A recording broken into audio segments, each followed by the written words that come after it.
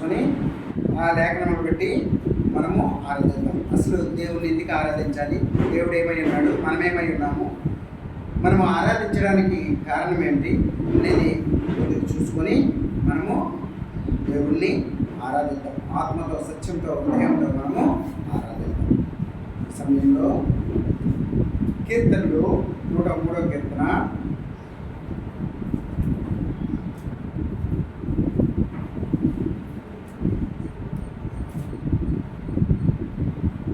2, 3, 4, 5 ఒకసారి చదువుకుందాం. నా ప్రాణమా యెహోవాను సన్నిధించుము, ఆయన చేసిన ఉపకారములు దేనిని మరువకము. ఆయన నీ దోషములన్నింటినీ క్షమించేవాడు, నీ సంకటములన్నింటినీ కుదుర్చువాడు.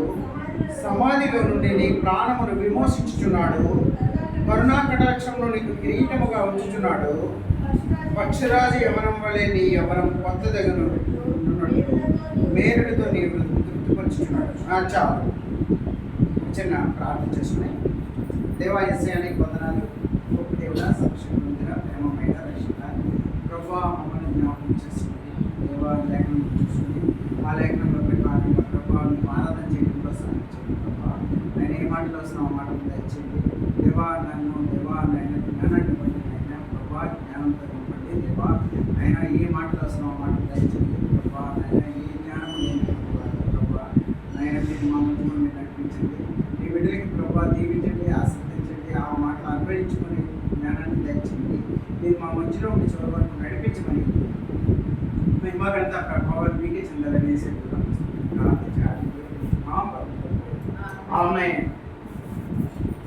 అయితే నా ప్రాణమా యెహోవాను సన్నదించము, ఆయన చేసిన ఉపకారములో దేనిని మరువకము. ఆయన నీ దోషములన్నింటినీ క్షమించేవాడు, నీ సంకటములన్నింటినీ కుదిర్చేవాడు. సమాధిలో నుండి నీ ప్రాణమును విమోచించుచున్నాడు, కరుణా కటాక్షమును నీకు కిరీటంగా ఉంచుచున్నాడు. పక్షిరాజు యవనం వలె నీ యవనం కొత్తదగినట్లు కొత్తదగు చుండునట్లు మేలుడితో నీ హృదయం తృప్తిపరచుచున్నాడు. అయితే ఇక్కడ ఆయన చేసినటువంటి మేలుడు చూసుకుంటే ఎన్నో. అసలు దేవుడు ఎలాంటి వాడు అనేది మనము ముందుగా చూద్దాం. ఇక్కడ చూసారా, సమాధిలో నుండి నీ ప్రాణమును విమోచించుచున్నాడు, కరుణా కటాక్షము నుండి కిరీటముగా ఉంచుచున్నాడు. పక్షిరాజు యవనం వలె నీ యవనం కొత్తదగుచుండునట్లు మేలుడితో నీ హృదయం తృప్తిపరుచుచున్నాడు. పక్షిరాజు యవనం వలె అంటే ఇక్కడ ఆయన చేసినటువంటి మేలుడు చూసుకుంటే అన్నీ కాదు. మనల్ని ఈ లోకంలో పుట్టిన నుండి నేటి వరకు ఆయన చేస్తున్నటువంటి ప్రతి మేలును తలుచుకుంటే అసలు చాలదేమో. ఆయన చేసిన ఉపకారాలు, ఆయన చేసినటువంటి మేలులు చూస్తే ఆయన ఉపకారములు దేనిని మరవకుండా మనం జ్ఞాపకం చేసుకుని ఆయన చేస్తున్నటువంటి ఆ మేలుని బట్టి అసలు దేవుడు ఎలాంటి వాడు అనేది ఒకసారి మనం చూసుకున్నాం. ఆయన యెషయా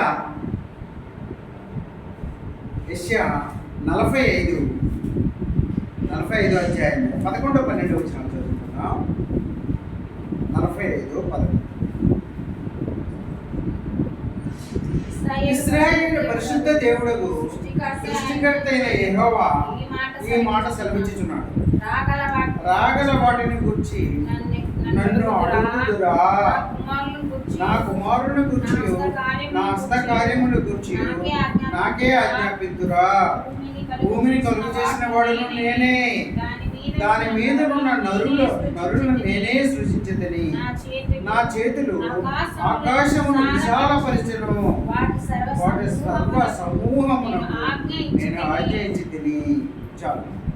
ఏంటి అంటే ఆయన చెప్తున్నాడు ఏంటంటే దేవుడు యెహోవా, ఇశ్రాయేలు పరిశుద్ధ దేవుడు, సృష్టికర్త అయినటువంటి యెహోవా ఈ మాట సెలవిస్తున్నాడు. ఏంటి అంటే నా సృష్టికర్తే రాగల, ఇంకా భవిష్యత్తులో ఏది రాగలదో దాని గురించి నన్ను అడుగుదురా.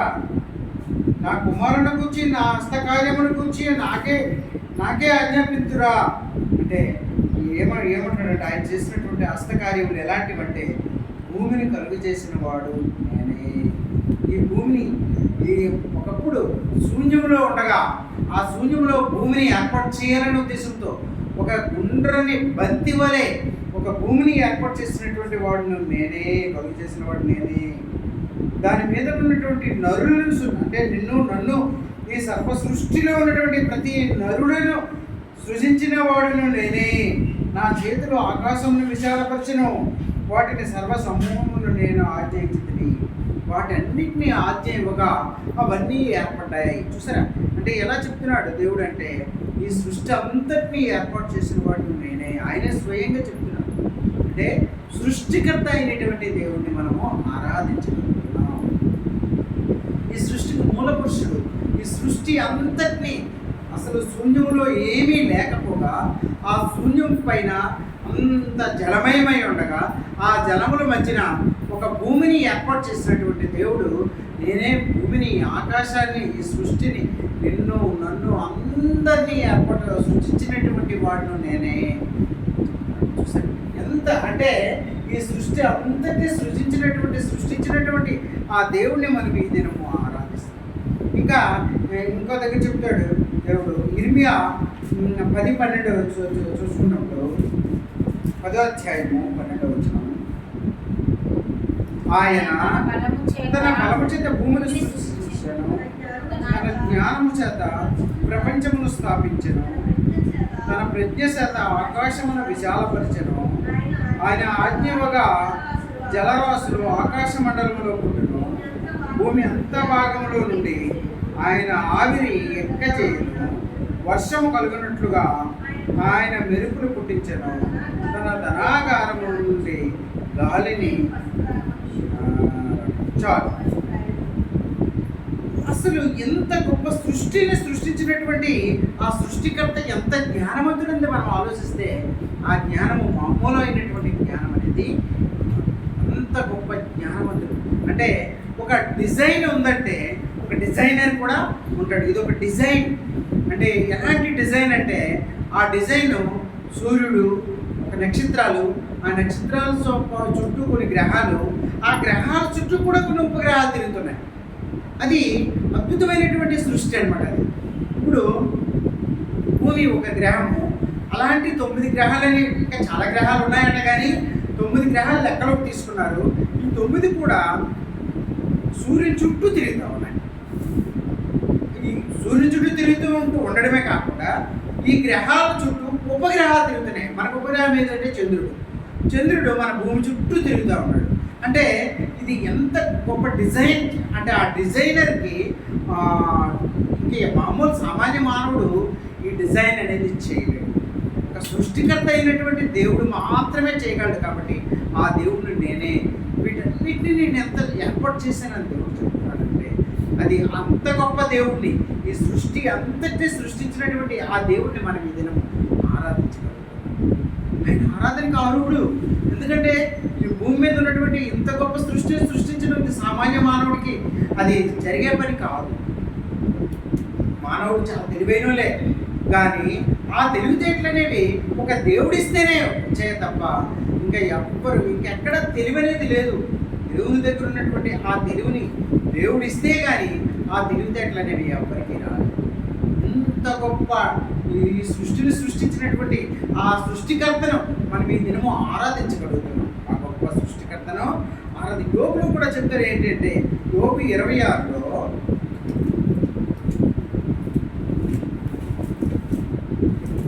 యోబు 26:7-8 శూన్యమండలముపైని ఉత్తర దిక్కులనున్న ఆకాశ విశాలమును ఆయన పరిచెను.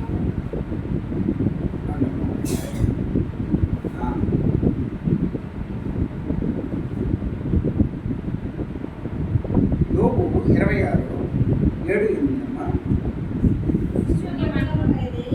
శూన్యమండలం పైన ఉత్తర దిక్కునున్న ఆకాశ విశాలమును ఆయన పరిచెను, శూన్యం పైన భూమిని ఏర్పాటు చేసెను, వాటి క్రింద మేఘములు చిరిగిపోకుండా ఆయన తన మేఘములలో నీళ్లను బంధించెను, దాని మీద మేఘములు వ్యాపింపజేసి ఆయన తన సింహాసనపు కాంతిని మరుగుపరిచెను. చూసాను ఎంత అంటే ఆయన ఈవేళ మనకి సీజన్ వర్షాకాలంలో వర్షం పడుతున్నాయి. చక్కగా పంటలు పండించుకుంటున్నాం, హ్యాపీగా ఉంటున్నాం అంటే అది ఎలాగ అసలు మేఘం తయారై ఆ మేఘం నుండి ఎలా వర్షం పడుతుంది ఎవరికి?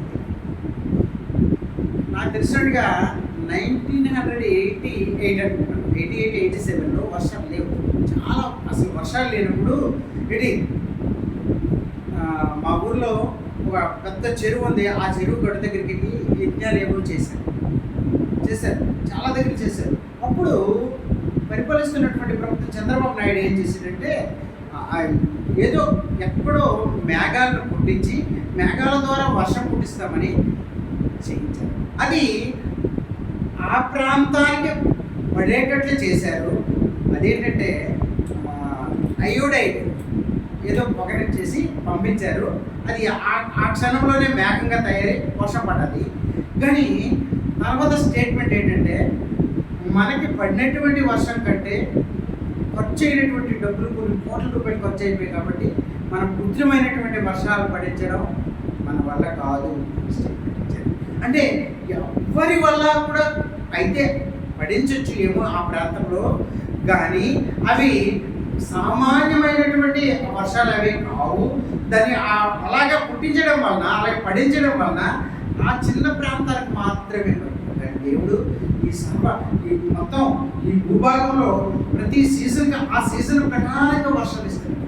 వర్షాకాలంలో చెరువులన్నీ నిండి ఆ చెరువుల నుండి మళ్ళీ ఆకాశానికి ఆ నీరు ఆవిరి రూపంలో వెళ్ళి మళ్ళీ మేఘాలంతా చల్లబడి మళ్ళీ వర్షం ఇచ్చినటువంటి దేవుడు. అదంతా కూడా ఒక సృష్టి రహస్యం. అది మామూలు అంటే మానవుల వల్ల అది సాధ్యమైనటువంటి పని కాదు. దాని తర్వాత ఏం చెప్పారంటే ఎక్కడైతే చెట్లు ఎక్కువ ఉంటాయో ఆ ప్రాంతంలో వర్షాలు పడతాయి, చెట్లు నాటండి చెప్పడం జరిగింది. కానీ దానివలన ప్రయోజనం అనేది చాలా తక్కువ చేకూరుతుంది. వాళ్ళు ఖర్చు పెట్టడం కంటే ఎక్కువ ఖర్చు పెట్టి తక్కువ వర్షం పడడం వలన అంటే ఈ వర్షాలు పడడం అనేది కేవలం దేవుని యొక్క కృపే తప్ప ఇంకా ఎవ్వరు ఏమీ చేయరు. వర్షాకాలంలో మనకి జూన్ స్టార్ట్ అయిందంటే మనకి ఋతుపవనాలు అనేవి వస్తాయి. ఋతుపవనాలు రోజు ప్రతిదినం పేపర్లు వేస్తుంటాడు. అండమాన్ వచ్చాయి, అక్కడ నుండి కేరళ వచ్చాయి, కేరళ నుండి ఆంధ్రప్రదేశ్ చేరుకుంటున్నాయి. ఇక్కడ మనకు వర్షాలు స్టార్ట్ అవుతాయని అందరు నమ్మకం. సరే వెంటనే రైతులు ఏం చేస్తారు, తన పొలాన్ని చక్కగా దున్ని చక్కగా అన్ని మళ్ళీ ఏర్పాటు చేసుకుంటారు. అంటే దేవుని యొక్క కృప, దేవుని కేవలం దేవుడు తయారిస్తే కానీ ఎవరు ఏమి చేయలేనటువంటిది. సమ్మర్లో విపరీతమైనటువంటి ఎండ, వర్షాకాలంలో వర్షం. అలాగే మనకి నవంబర్ నుండి చూసుకుంటే నవంబర్, డిసెంబర్, జనవరి, ఫిబ్రవరి వరకు అది అంటే ఆ కాలం ఏర్పాటు అనేది దేవుడు అద్భుతంగా చేస్తున్నాడు. అంటే ఇది ఒక సృష్టికర్త చేసినటువంటిదే. ఆ సృష్టికర్తని మనం ఈ దినము ఆరాధించగలుగుతున్నాం. ఆ గొప్ప సృష్టికర్తని మనం ఈ దినము ఆరాధించగలం. అదనమాట. అంతే మనము ఎలాంటి దేవుడిని ఇంకా ఆరాధిస్తున్నామంటే కీర్తనలు 99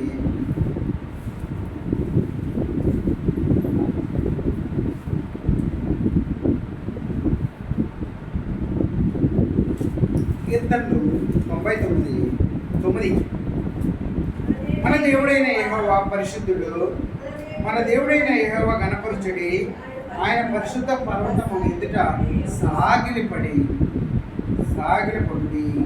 మన దేవుడు ఇంకా ఎలాంటి వాడంటే మన దేవుడు పరిశుద్ధుడు.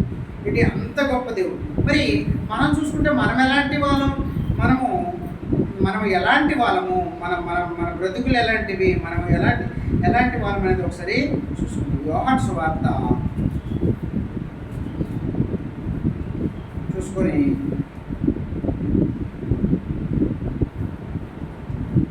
యోహాను సువార్త 8వ అధ్యాయము 44వ వచనం. 8వ అధ్యాయము. మీరు మీ తండ్రి యొక్క అపవాది సంబంధులు, మీ తండ్రి దురాశలు నెరవేర్చుకుంటున్నాడు. ఆది నుండి వాడు నరహంతకుడై ఉండి సత్యమందు నిలిచిన వాడు కాడు. వాడు సత్యమే లేదు. వాడు అబద్ధం ఆడినప్పుడు తన స్వభావం అనుసరించి మాట్లాడును. వాడు అబద్ధికుడును జనకుడనై ఉన్నాడు. చాలు. అంటే మనం మొదటి నుండి కూడా ఎలాంటి వాళ్ళము అంటే, మనము ఆది చూసుకుంటే మన తండ్రి అపవాది మనుషులం. అపవాది అంటే ఈ లోకరీతికి మనం నడుచుకున్నాం. మనకి అసలు ఈ లోకమంతా ఏ విధంగా ఉందో మనం ఆ విధంగానే నడుచుకున్నాం. పాపపు ఆలోచనలు, పాపపు తలంపులు, చెడు ఆలోచనలు, చెడు ఆలోచన, మనలో మంచి ఆలోచనలు ఎవరైతే మనకి హెల్ప్ చేస్తారో వారికే మోసం చేసినటువంటి అలాంటి ఆలోచనలు మనవి అసలు సత్యం అనేది మన దగ్గర ఉండేది కాదు. సత్యం అనేది లేదు. అబద్ధం ఆడినప్పుడు తన స్వభావం అనుసరించే మాట్లాడతాం. అబద్ధమునకు జనకుడనై ఉన్నటువంటి ఆ అపవాది యొక్క మన జనకుడు కాబట్టి ఆ దినములు అలాగా గడుచుకుంటూ. కానీ దేవుడు మన పట్ల కరుణ సంపన్నుడు కాబట్టి, ఆయన మన పట్ల ప్రేమ చూపించాడు కాబట్టి మనకు దేవుడు ఏం చేశాడు అంటే దేవుడు సువార్తను అందించాడు. మనకు సువార్తనే అందించాడు. ఇంకా యోహాను సువార్త 8:51 ఒకసారి చూద్దాం. ఒకడు నా మాట గైకొనిన ఎడల వాడెన్నడను మరణము పొందడని మీకు నిశ్చయముగా చెప్పుచున్నానని. చూసారా, దేవుడు అంటాడు, యేసు ప్రభు అంటాడు, ఒకడు నా మాట గైకొనిన ఎడల, నేను ఎన్నడను గైకొని ఎడల వాడెన్నడను మరణం పొందడు. మీకు నిశ్చయంగా చెప్తున్నాడు. మనకి ఎన్నటికీ మరణం అనేది ఉండదు. మరణం పొందాం అంటే నిత్య జీవం ఇచ్చినటువంటి ఆయన మనకి ఎంత అపవాది బిడ్డలమైనప్పటికీ, ఈ లోకంలో అపవాది నడిచినట్టు ఆ నడకలో మనం నడుస్తూ ఉన్నప్పటికీ, మొదట మన జీవితాల్లో ఆ విధంగా ఉన్నప్పటికీ, దేవుడు నీ పట్ల నా పట్ల తల్లి గర్భంలో పడక మునిపే ఒక ప్లాన్ మన పట్ల దేవుడు ఏర్పాటు చేసుకున్నాడు. దేవుడు ఒక ప్లాన్ వేశాడు. ఒక ప్లాన్ ప్రకారంగా నిన్ను నన్ను ఆ సువార్త అందించి, ఆ సువార్త ఎవరైతే ఏం చెప్తున్నాడంటే, నా మాట గైకొనిన ఎడల వారికి మరణం అనేది ఉండదు, నిత్య జీవం. ఆ నిత్య జీవం ఇచ్చినటువంటి దేవుడు నీకు నాకు ఎంత అంటే దేవుడు చూపిస్తున్నటువంటి ప్రేమ అది మామూలమైనటువంటి ప్రేమ కాదు, అది నిత్యమైనటువంటి ప్రేమ. ఎందుకంటే అది ఎంత అద్భుతం అంటే, మనము అపవాది ఊపిలో పడిపోయి, అపవాది నడిచినట్లుగా మనం నడిచి పాపపు ఊపిలో పడిపోయి, ఆ పాపపు లోకంలో తిరుగుతూ, ఆ పాపపు ఆలోచనలు కలిగి ఉండి, అలాంటి జీవితంలో కూడా నన్ను విడిచిపెట్టలేదు. దేవుడు ఒక ప్లాన్ ప్రకారంగా భూమి పునాదులు వేయబడక మునిపే నన్ను ఏర్పాటు చేసుకున్నటువంటి ఆ గొప్ప దేవుణ్ణి మనము హృదయపూర్వకంగా ఆత్మతో, సత్యంతో, హృదయంతో. ఎందుకంటే ఆయన చూసారా, ఇంకా ఎలాంటి మానవ స్వభావం చూసుకుంటే నెహెమ్యా ఒకసారి చూద్దాం.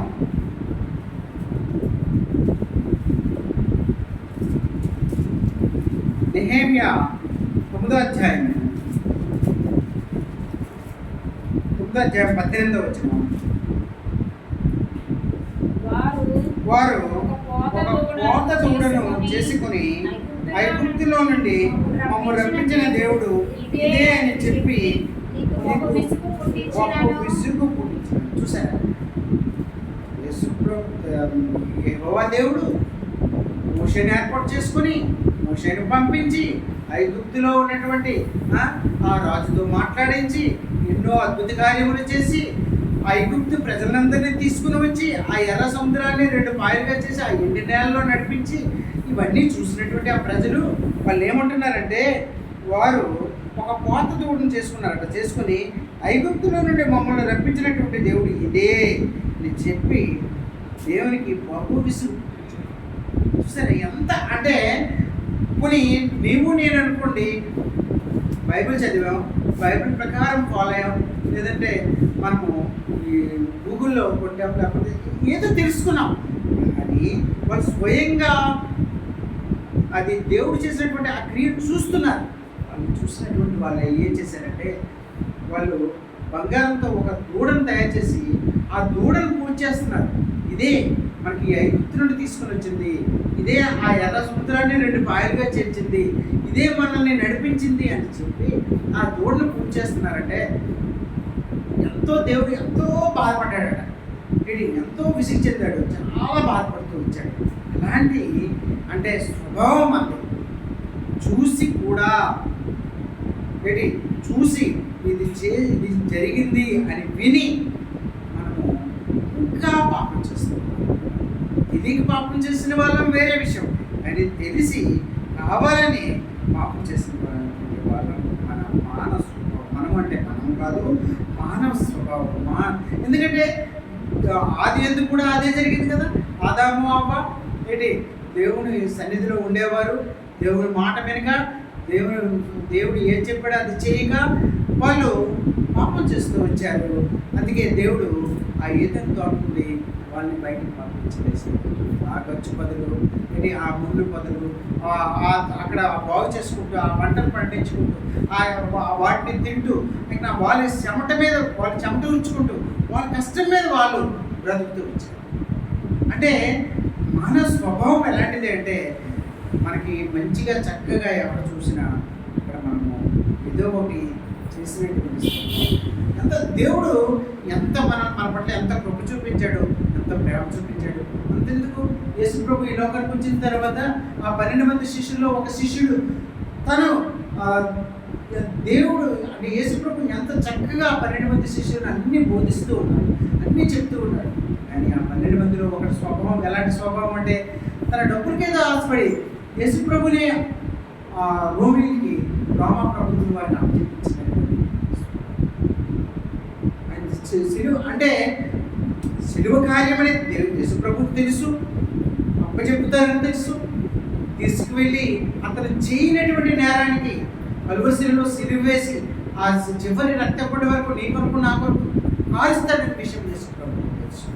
అందుకే అంటాడు పేతురు యేసు ప్రభువా నీకు అలా జరగకూడదు కాక అనేసి అంటే, సాతానా నువ్వు వెనక్కుపోవాలి అంటే అలాగే జరిగించడము యేసు ప్రభువుకి ఇష్టం. అందుకే ఆయన వచ్చేటప్పుడే, పరలోకం నుండి ఈ లోకానికి వచ్చేటప్పుడే ఆయన ఒక ప్లాన్ ప్రకారం వచ్చాడు. ఈ లోకంలో తను 33.5 సంవత్సరాలు ఉండి 3.5 సంవత్సరాలు పరిచర్య చేసి ఆ రోమా ప్రభుత్వంలో ఉన్నటువంటి ఆ ఘోరమైనటువంటి ఆ ప్రభుత్వం వాళ్ళకి దొరికి వాళ్ళతో చేయని నేరానికి సిలువ వేయబడి ఆ సిలువలో రక్తం కాచి నీ కొరకు నా కొరకు ప్రాణం పెట్టి ఎవరైతే ఆ రక్తంలో అడుగుపడతారో వాళ్ళు ప్రతి పాపము నుండి వాళ్ళని అడుగుపడి పవిత్రులుగా మార్చబడతారు. అప్పుడే దేవుడికి తెలుసు. అందుకే ఆయన సిలువలో మరణమై నీ కొరకు నా కొరకు ప్రాణం పెట్టినటువంటి ఆ గొప్ప దేవుడిని మనకి అది ఆరాధించడానికి ఆయన అర్హుడు, ఆరాధనకి ఆయన స్థుతులకు పాత్రుడు. ఆయన చేసినటువంటి ఉపకారాలు అన్నీ కాదు. ఆయన ఇంకేంటి అంటే రోమీ ఒకసారి చూద్దాం.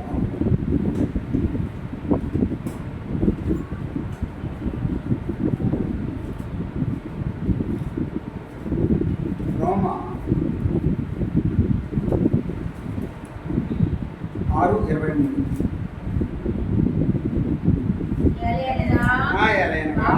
పాపం వల్ల వచ్చే జీవితం మరణము, అయితే దేవుని కృపావరము వలన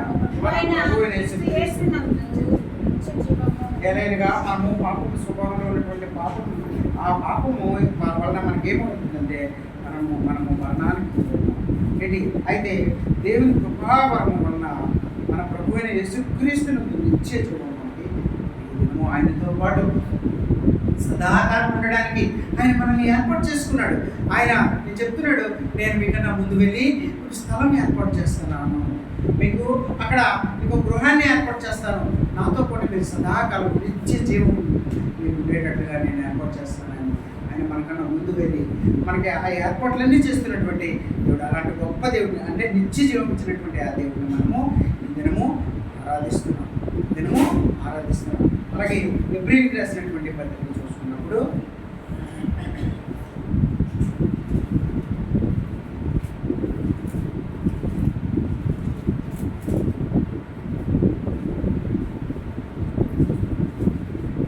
హెబ్రీ 2:10.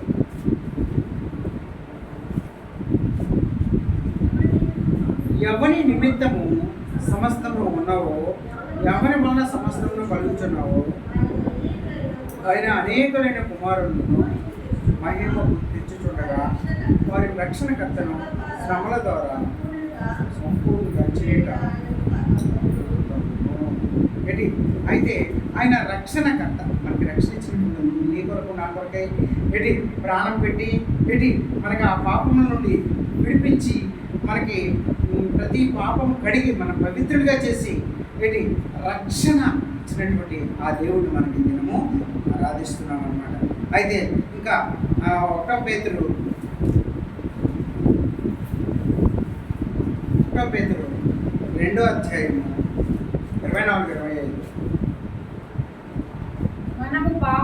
మనము పాపముల విషయమై చెప్పుకొని నీతి విషయమై జీవించినట్లు ఆయన తానే తన శరీరమందు మన పాపములను రాణి మీద మోసుకొనెను. ఆయన పొందిన గాయముల చేత మీరు స్వస్థత పొంది, ఆయన ఆ దినము సిలువ వేయబడి ఆ సిలువలో పెట్టి ఆయన పుట్టినటువంటి ప్రతి దెబ్బ వలన మనకి స్వస్థత, దాన్ని బట్టి మనం ఆరాధించాలి.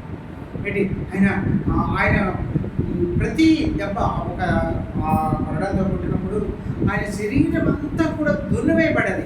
ఆయన శరీరం నుండి మాంసపు ముద్దలు వాటి నుండి ఆ కొరడ నుండి వస్తున్నాయి. అంటే ఆయన ప్రతి దెబ్బ వలన ఆయన పుట్టినటువంటి దెబ్బల ద్వారా స్వస్థత వస్తుంది. కాబట్టి దాన్ని బట్టి మనము ఆయన్ని హృదయపూర్వకంగా ఆరాధిద్దాం. ఏంటి ఇంకా కీర్తనలు 147:6.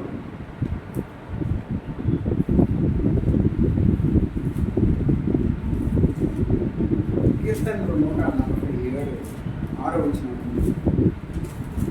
యెహోవా దీనులను లేవనెత్తువాడు, భక్తి ఆయన నేలను యెహోవా దీనులను లేవనెత్తువాడు. ఆ దీను అంటే దీన మనసు కలిగినటువంటి వాళ్ళు కాకుండా దీన స్వభావం కలిగినటువంటి దీనులను, ఎటువంటి ఏ దిక్కుముక్కు లేనటువంటి ఆ దీనులను లేవనెత్తువాడు. దాన్ని బట్టి దేవుడిని మనము హృదయపూర్వకంగా ఆరాధిద్దాం. అయితే ప్రతి ఒక్కరము కూడా మనము ఆయన హృదయపూర్వకంగా ఆరాధిద్దాం. దేవుడు ఎంత అంటే నీ కొరకు నా కొరకు ప్రాణం పెట్టి రక్తం కాచి మన అంటే ఆయన హృదయపూర్వకంగా ఆయన అర్పించుకున్నాడు. తన బిడ్డల కొరకే అర్పించుకుని ఈ లోకానికి వచ్చి నీ కొరకు నా కొరకు ప్రాణం పెట్టి రక్తం కాచి, ప్రభువా ఆ రక్తంలో నన్ను కడుగు, నన్ను పవిత్రుడిగా చేయి, నేను ఎంతో పాపంలో కలిసిపోయినాను, మునిగిపోయినాను, నా ప్రతి పాపాన్ని కడిగి నన్ను పవిత్రుడిగా చేయంటే ఆ దినమే నేను పవిత్రుడిగా మారి మన పాపాలన్నీ కడిగి పవిత్రుడిగా మారి మనం నిత్య జీవనానికి వారసుగా చేసినటువంటి ఆ గొప్ప దేవుడిని ఆత్మతో సత్యంతో మనము ఆరాధిద్దాం. హృదయపూర్వకంగా దేవుడిని మనము ఆరాధిద్దాం.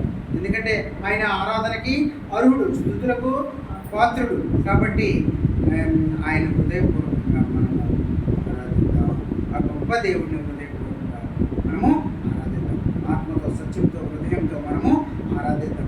ఆరాధనకి అర్హుడైనటువంటి ఆ గొప్ప దేవుడిని, ఎందుకంటే ఈ సృష్టి అంతటినీ సృష్టించాడు ఆయన. ప్రతి అంటే ఏది ఈ లోకంలో ఎవరు ఒక సామాన్య మానవుడు కానీ లేకపోతే ఎవరు చేసింది కాదు, కేవలం ఆయన చేసిందే. అంటే ఆ భూమిని సృష్టించడం, ఆకాశం సృష్టించడం, వర్షం పడేటట్లు చేయడం, ఈ సర్వ సృష్టి అంతటినీ కూడా ఒక డిజైన్గా, ఒక చక్కనైనటువంటి ఏర్పాటుతో చేసి ఒక గొప్ప దేవుడిగా దేని మీ కొరకు నా కొరకు ఏర్పాటు చేసుకుని, నిన్ను ఏర్పాటు చేసుకుని మనల్ని ప్రతి పాపం నుండి కడిగి పవిత్రులుగా చేసి ఈ దినము మనకి నిత్య జీవం ఇచ్చినటువంటి దేవుడుగా మనం ఆరాధిద్దాం. రక్షణకర్త అయినటువంటి ఆ గొప్ప రక్షణకర్తను మనము ఆరాధిద్దాం. ఆయన పొందినటువంటి దెబ్బల ద్వారా మనకు స్వస్థత కలుగుతుంది, దాన్ని బట్టి ఆరాధిద్దాం. ఇంకా ఆయన దీనులను లేవనెత్తబడి కాబట్టి అలాంటి గొప్ప దేవుడిని మనం హృదయపూర్వకంగా మనము ఆరాధిద్దాం. ఎందుకంటే మనము ఈ లాస్ట్ వచ్చిన మనం చూసుకుని కీర్తనలో 103 చూసుకొని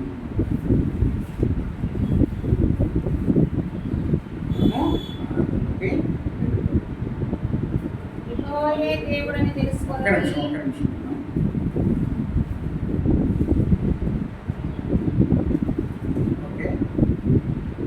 3వ వచనం, యెహోవాయే దేవుడని తెలుసుకోండి, ఆయనే మనల్ని పుట్టించను, మనము ఆయన వారము, మనము ఆయన ప్రజలము, ఆయన మేపు గొర్రెలము. కాబట్టి అలాంటిది గొప్పది. 4వది కూడా చూసుకుంటే కృతజ్ఞత ఆత్మను చెల్లించు, ఆయన గుమ్మములలో ప్రవేశించు. ఆయనకి ఇంత గొప్ప దేవుడు కాబట్టి, ఆయనే మనల్ని ఏర్పాటు చేసుకున్నటువంటి దేవుడు కాబట్టి, ఆయనే మనల్ని అంటే ఆయన జనం మనం కాబట్టి, ఆయన పుట్టించినటువంటి మనుషులం మనం కాబట్టి, ఆయన మేము గొర్రెలం మనం కాబట్టి, ఆయన కృతజ్ఞతాస్తుతులు చెల్లించు. ఆయన చేసినటువంటి గొప్ప ఉపకారములను బట్టి మనము ఆత్మతో, సత్యంతో, హృదయంతో ఆయన హృదయపూర్వకంగా ఒకరి తర్వాత ఒకరము ప్రార్థిద్దాం. ఆయన చేసినటువంటి ఇక్కడ 103వ కీర్తనలో ఆ మాట చెప్తూ వచ్చాడు, నా ప్రాణమా యెహోవాను సన్నతించము, ఆయన చేసిన ఉపకారంలో దేన్ని మరొకము. ఆయన నీ దోషములన్నింటినీ క్షమించేవాడు, నీ సంకటములన్నింటినీ గుర్తించేవాడు, సమాధిలో నుండి నీ ప్రాణములు విమోచించుచున్నాడు, కరుణా కటాక్షములను నీ కిరీటంగా ఉంచుతున్నాడు. ఇన్ని గొప్ప మేలు చేసినటువంటి గొప్ప దేవుడిని ఆత్మతో, సత్యంతో, హృదయంతో అందరం ఆనందిద్దాం. మొట్టమొదట వరండాలో ఉన్నటువంటి వారు, తర్వాత రూములో ఉన్నటువంటి వారు అందరం ఒకరి తర్వాత ఒకటి హృదయపూర్వకంగా